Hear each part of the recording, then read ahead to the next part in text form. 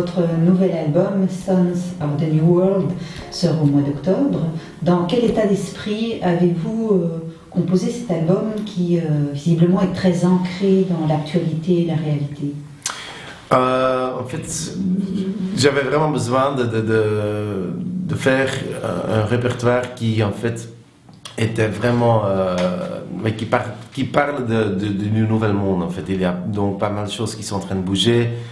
Par exemple, quand on voit la révolution arabe ou tout ce qui a été passé au Japon, en fait, Fukushima, j'ai l'impression que tout a un peu changé dans le sens que à l'époque, ça me semblait toujours très loin de chez nous, très éloigné. Et maintenant, avec les nouveaux médias, en fait, on est super proche de tous ces événements, de toutes ces choses qui passent dans le monde entier. Mais qui est un album pas du tout déprimant, un album très positif, très rythmé. Oui, j'ai appelé en fait l'album The Sons of the New World, donc la nouvelle génération, virgule, A Sign of Hope. Donc un signe d'espoir, parce que je crois vraiment que la génération de jeunes, ils ont beaucoup moins de limites que ma génération, quand j'avais encore 20 ans, disons.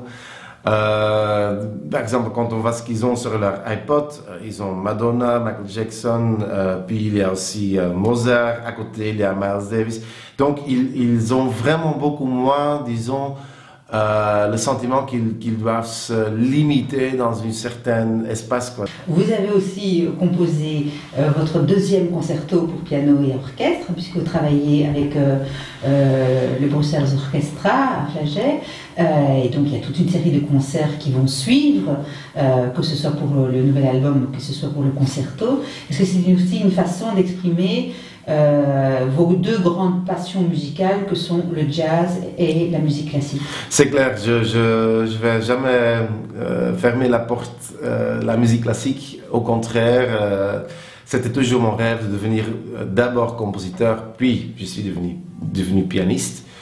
Mais pour moi, le piano, en fait, c'est comme un orchestre symphonique. Et donc, oui, quand on a la chance de composer un morceau pour un vrai orchestre symphonique, oui, il faut pas, je réfléchis pas, quoi. Je veux dire, oui, c'est clair que je vais faire ça. Il se fait qu'en collaborant depuis un certain temps avec le Brussels Orchestra, vous avez connu, et c'est une grande surprise, la très belle aventure de The Artist. D'abord, il y avait personne qui avait pensé que ce film-là pouvait se lancer la manière qu'il a fait, en fait.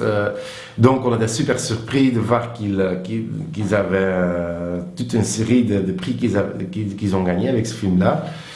Oui, et ça a ouvert quelques portes, c'est clair. Je crois qu'en Hollywood, ils ont découvert le Brussels Jazz Orchestra et puis aussi donc, le Brussels Philharmonic.